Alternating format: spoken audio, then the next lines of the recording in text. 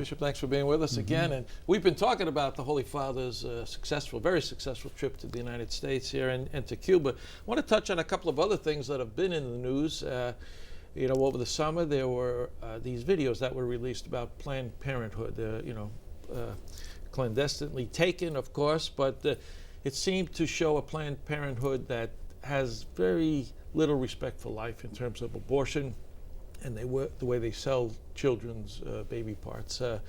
What is your reaction when you see things like that? Well, there's a lot of controversy about the tapings, the films. They say they're doctored. They say they're only showing part of it. But the real issue is this is not part of the U.S. government. The defunding of Planned Parenthood, why do we have one organization, and they're a service provider, that happens to be part of our budget? Most things the government does, they put out bids to companies or to nonprofit organizations to do the work for them. They don't do everything themselves.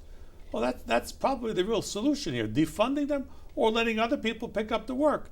We're not particularly in favor of the other things they do either. Some of them are good, some of them are women's health issues, but a lot of them are this distribution of birth control. And the real problem is the abortion issue, where they say they're not using the money to get from the government because there's a Hyde Amendment that prohibits government money being used for abortions, but money's fungible. When I fund you for this, then you can do that.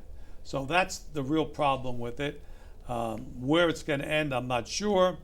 But again, you got to disentangle it. Why are they the preferable funder from the government? There's no reason for that. So you would be in favor of defunding them of government money and let them bid like everybody else. Why should they have this monopoly on all of this money that's going for women's health, which we need women's health issues, but why do they have this ability to get it all? What about the talks about holding up the budget, and closing down the government, as they say? Is that a good strategy? You got difficult political decisions to make. Do you stop the whole government for this? But do you see how we've been brought to the brink, where there is no dialogue, where this has got to be this way, and then okay, then we're going to take the radical approach. It's just as radical to say we're not going to discuss this as to say I'm going to shut the government down. So where is the dialogue? Where is trying to pull this thing apart so it works better? Some people might say that it's a better solution to shut the government down anyway. Well, we need the government. The government is us. Yeah. They work for us. It's not some other entity of which we have no control. The government's for the people and by the people. And it's not just by one party and for one party and whatever values they have. That's where the problem is. How about the case of Kim Davis, the county clerk down in the South there, where she didn't want to issue licenses? It's not all clear what happened. I don't have all the facts, but it seems like she did appear at the Nunciatura with other people. It wasn't a private audience. How that she was there, was there any dialogue? None of that is known. Certainly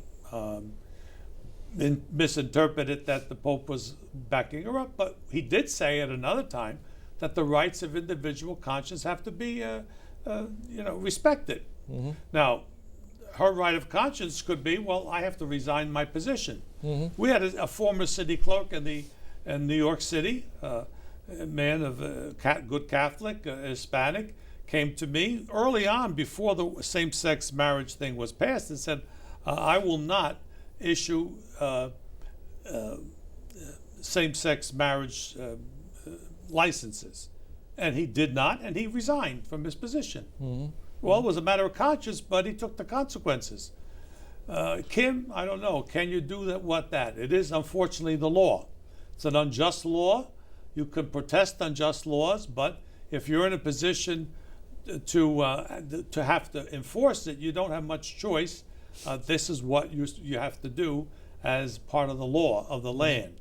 But you can protest in other ways. Well, she was elected to this position. When she was elected, the rules were different. Sure. And then the Supreme Court came in and changed the rules. Do you think she should have been sent to jail for what she did? No, I don't think so. I don't think it was that kind of an offense. But again, she was following her conscience. So again, it's when the majority will take away the right of conscience of an individual, then this is not the United States of America that it was founded to be. Quickly, in the last 30 seconds, the Pope has announced he's going to go to Mexico next year. We have so many Mexicans here in our own diocese, Mexican immigrants. It's going to be of special interest to you. Sure, I'm sure maybe we'll go. We'll see what happens at that point. Okay, Bishop, thanks for being with us today. All right.